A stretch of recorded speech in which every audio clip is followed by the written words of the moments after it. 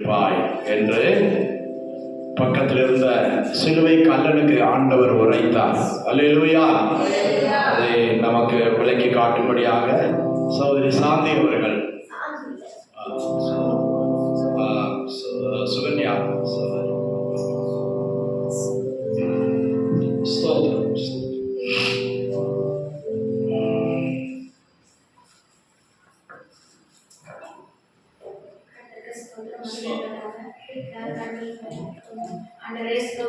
இந்த நாளாண்டவரே நீர் ஆண்டவரே அப்பா சிலுவையில் அறையப்பட்ட இந்த நாளாண்டவரே அப்பா நீர் ஆண்டவரே கடைசியில் எங்களுக்கு ஆண்டவரே அப்பா பேசின அந்த 7 வார்த்தைகள் ஆண்டவரே எங்களுக்காக நீங்க பேசினீங்கப்பா. கடைசியில் ஆண்டவரே இந்த நாளாண்டவரே அப்பா உங்களுடைய வார்த்தையை நாங்கள் பேசுகிறோம் ஆண்டவரே அப்பா எங்களுக்கு தெரியாத ஆண்டவரே நீர் அப்பா ஆவியானவரே எங்களுக்கு அப்பா நடத்துங்க அப்பா உங்களுடைய பாதத்தில் அர்ப்பணிக்கிறேன். இயேசு கிறிஸ்து மூலமா ஜெபிக்கிறேன் ஜெபம் நல்லது. லூக்கா 23:43 இயேசு அவரை நோக்கி, இன்றைக்கு நீ என்னுடனே கூட பரதீசில் இருப்பாய் என்று மெய்யாக எனக்கு சொல்லுகிறேன் என்றார். ஆமென். ஹல்லேலூயா. இதுல இரண்டாவது வார்த்தை, இன்றைக்கு நீ என்னோட கூட பரதேசியில் இருப்பாய். இதுல ரட்சிப்பை பற்றி தான் நம்ம பார்க்கணும். ஆண்டவர் கடைசி இதுல சிலுவையில அறையும் போது 2 பேர் கல்லன்கள் இருந்தாங்க. 2 பேர் கல்லன்கள் இருந்தாங்க. அந்த 2 கல்லனை பற்றி தான் நாம பார்க்கிறோம். ஒரு கல்லன் இது பரதேசி அப்படின்னா இலைப்பாறுதல். இலைப்பாறுதல் இலைப்பாறுதல் பற்றி நம்ம பார்க்க போறோம். அந்த இலைப்பாறுதல் ஏதேன் தோட்டத்துல இலைப்பாறுதல்னா ஏதேன் தோட்டத்துல நம்ம குறிக்கிறது. ஆதியாகமம் 3ஆம் அதிகாரம் 22ஆம் வசனம்.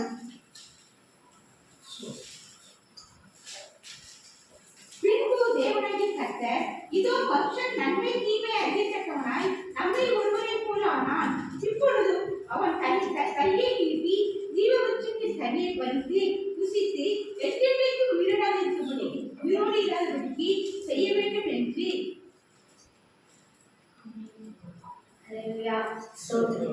இலைப்பாறுதல் நம்ம நினைச்சிருக்கோம். அந்த கடைசியில அந்த சிலுவையில ஒரு கல்லன் சொல்கிறான், நம்ம என்ன பண்ணணும் அந்த கல்லன் சொல்றான், நம்மளால பாவம் பண்ணோம். ஆனா இது என்ன பண்ணாங்க ஏசப்பா இவங்க என்ன பண்ணாங்க அப்படின்னு சொல்லி கேட்டிருந்தான். அந்த கடைசி நாட்டுல அவன் குணத்தை பாருங்க. அவன் இன்னொரு கல்லன் சொல்லியிருக்கான், நீ ஆண்டவரையே நம்ம இது பண்ணிருக்காங்க, இது என்னையும் காப்பாற்றிக்கொள் அப்படின்னு சொல்லிட்டு சொன்னான். ஆனா அந்த இன்னொரு கல்லன் இதெல்லாம் கேட்டுட்டு அப்படி சொல்லாத, உனக்கு தேவனுக்கு பயம் இல்லையா அப்படின்னு சொல்லிட்டு அவன் சொல்லுறான். அவன் கிட்ட பாருங்க அந்த உணர்வு எப்படி பாருங்க. அவன் நினைச்சிருக்கலாம் அவனும் நம்மளும் சாக போறோம், கடைசி நாட்டுல அவனும் அந்த ஆண்டவரை இது பண்ணிக்கலாம். அவன் எப்படி ஆண்டவரை அன்னைக்குதான் பார்த்துட்டு இருப்பான். ஆண்டவரை அவனை கேள்விப்பட்டிருப்பான், இப்படி இருந்திருக்காங்க அப்படின்னு சொல்லி கேள்விப்பட்டிருப்பான். ஆனா இவர் தான் ஏசப்பாவா அப்படின்னு சொல்லிட்டு அவன் இது பண்ணிருப்பான், முழுசா இது பண்ணிருக்க மாட்டான். ஆனா அவனுடைய குணங்கள் பாருங்க. அந்த கல்லனுடைய குணங்கள் முதலாவது உணர்வுள்ளவனா உணர்ந்திருக்கான். இவன் தான் அவன் சொல்றான் பாருங்க, நானாச்சும் பாவி செய்யறேன். நம்ம பாவம் செஞ்சிருக்கோம், அவர் என்ன செஞ்சாருன்னு சொல்லிட்டு அவன் கேட்கிறான். அப்ப பாருங்க உணர்ந்து இன்னைக்கு எத்தனை பேர் நம்ம பாவின்னு நம்ம உணர்ந்திருக்கோம். அந்த நம்ம செய்கிற தவறுல நம்ம உணரவே இல்லை. நம்ம செய்கிற தவறுல நம்ம என்னைக்குமே நினைச்சு பார்க்கவே இல்லை. நம்ம நான் தவறே செய்யலையே, நம்மள ஒரு வார்த்தை யாருன்னா சொல்லிட்டாங்கன்னா நான் எந்த தப்புமே செய்யல, நான் எதுக்கு இது பண்ணணும், நான் அப்படிலாம் இல்லை அப்படின்னு நிறைய பேர் நம்ம நினைச்சிட்டு இருக்கோம். ஆனா அந்த சிலுவை இது பண்ண அந்த கல்லனுக்கு இருக்கிற குணம் உணர்வுள்ளதான் இருந்து அவன் சொல்லுகிறான், நம்மளாச்சும் பாவம் செஞ்சுப்போம், நான் தப்பு செஞ்சுட்டேன், நான் சிலுவையில அறிய தகுதியானவன், ஆனா ஏசப்பா அப்படி இல்லை அப்படின்னு சொல்லிட்டு அப்படியே அவன் சொல்கிறான். 2வது காரியம், அவன்கிட்ட இருந்த விசுவாசம். அவன்கிட்ட விசுவாசம் இருந்துச்சு. அவன் பாருங்க அவன் சொல்லுகிறான். யோவான் 3:16.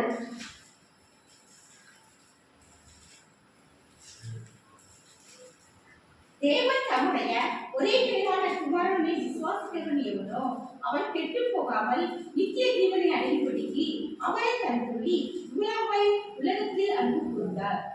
ஆமென். அல்லேலூயா. தேவன் தம்முடைய ஒரே பேரான குமாரனை விசுவாசிக்கிறவன் எவனோ அவன் கெட்டு போகாமல் நித்திய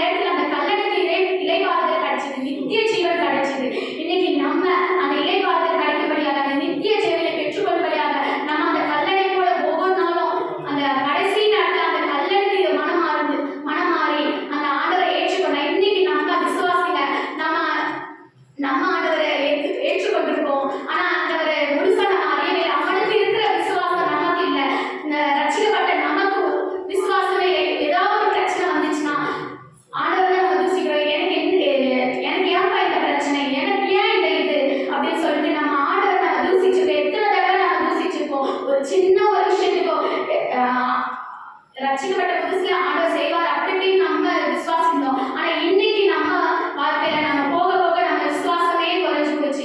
அன்னைக்கு அந்த சாவுடைய நேரத்துல அந்த கல்லறைக்கு இருந்த விசுவாசம் இன்னைக்கு நமக்கு வேணும்னு நம்ம கேட்போமா? சோத்திரம். அந்த ரட்சிக்கப்பட்ட சோத்திரம் அந்த கல்லறைக்கு இருக்கிற விசுவாசம் அவன் சொல்றான், நீங்க இன்னைக்கு நீங்க நீங்க வரும்போது என்னை நினைத்து கொள்ளுங்க அப்படின்னு சொல்லிட்டு அவன் சொல்றான். அவன் நினைச்சிருக்கான் நம்ம செத்துதான் நம்ம போகிறோம், அவன் இனிமே அதை நினைப்பு நமக்கு ஏன் இது அப்படின்லாம் இருந்திருக்கான். ஆனா ஒருத்தர் சொல்றான், அவன் தூசணமா பேசி ஆண்டவரை தூசணமா பேசி இன்னைக்கு அவன் நடந்து போயிருப்பான். ஆனா அந்த கல்லன் ஆண்டவர் கையில இருந்த விசுவாசத்தினால அவன் அந்த இலைப்பாறுதல் அடைகிறான். அதே போல லாசரும் அதே போலதான் இன்னைக்கு இலைப்பாறுதல் அடைந்து கொண்டே இருக்கான். அதே போல மூணாவது ஒரு விஷயம் அவங்க கிட்ட இருக்கிறது தேவனுக்கு பயப்படுகிறனா இருக்கணும். வசனம் வெளிப்படுத்தல் 2:7.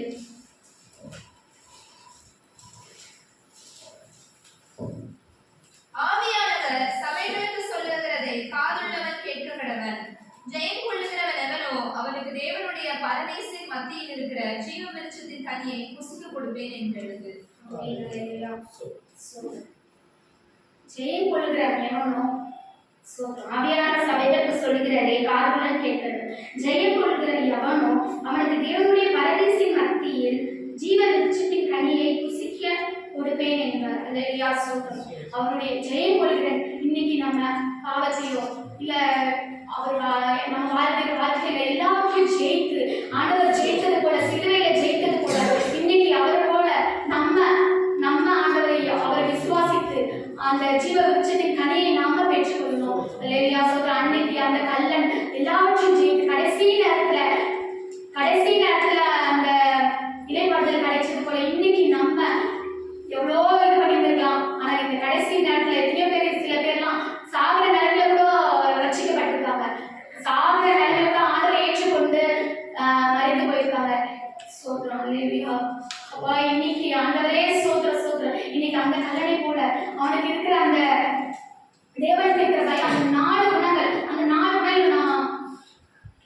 குணங்கள் எவ்வளோ அதிகமாக இருக்கு. அந்த வெறும் கல்லன் அந்த கல்லன் இன்னைக்கு அந்த கல்லனை போல நம்ம அவரை ஏற்றுக்கொண்டு இன்னைக்கு அவருடைய மரணத்தை நம்ம நினைவு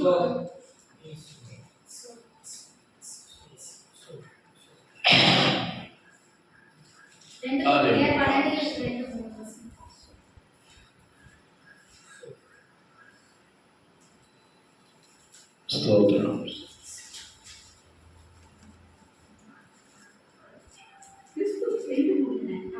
கிறிஸ்துவுக்குள்ளான ஒரு மனுஷனே அறிவேன். அவன் 14 வருஷத்திற்கு முன்னே 3ஆம் வானம் வரைக்கும் எடுக்கப்பட்டான். அவன் சரீரத்தில் உண்டானோ சரீரத்துக்கு குறுப்பே இருந்தானோ அதை அறிவேன். தேவன் அறிவார். அந்த மனுஷன் பரதேசிற்குள் எடுக்கப்பட்டு மனுஷன் பேசப்படாததும் வாக்கு கெட்டதுமாக்கிய வார்த்தைகளை கேட்டல் என்று அறிந்திருக்கிறேன். ஒரு மனுஷனை அறிவேன். இந்த கல்லணை பத்தி நம்ம பார்க்கணும்னா 2வது விஷயம் ஆண்டவரை அறிஞ்சிருக்கான் பாருங்க. அவர் இவர் தான் அப்படின்னு சொல்லிட்டு அவர் யார் என்று அறிஞ்சிருக்கான். அறிஞ்ச அவனுக்கு பரதேசி இருக்குன்னு அந்த ஒரு நம்பிக்கை இருந்திருக்காங்க. கிறிஸ்துவுக்குள்ளான ஒரு மனுஷனை அறிவேன். அவன் 14 வருஷத்துக்கு முன்னே 3ஆம் வானம் வரைக்கும் எடுக்கப்பட்டான். அல்லேலூயா, ஸ்தோத்திரம். அவன் சரீரத்தில் இருந்தானோ சரீரத்துக்கு புறமே தானோ அதை அறியேன். தேவன் அறிவார். அந்த மனுஷன் பரதேசிக்கு எடுக்கப்பட்ட மனுஷன் பேசப்படாதபடிக்கு வாக்கு கேட்டாலும் அறிய வார்த்தைகளை கேட்டான் என்று அறிந்திருக்கிறேன்.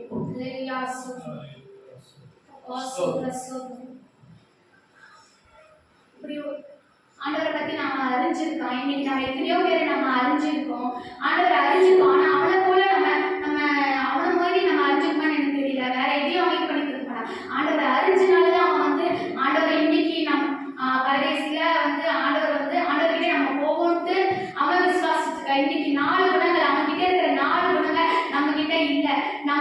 அந்த கல்லணை போல இன்னைக்கு நம்ம ஏசப்பா போட்டி அறிஞ்சது போல இன்னைக்கு நம்ம அவனை போல அறிஞ்சிக்கணும். அந்த குணங்களை தரணும். நம்ம கேட்கணும். ஏசப்பா சோதனை நன்றிப்பா.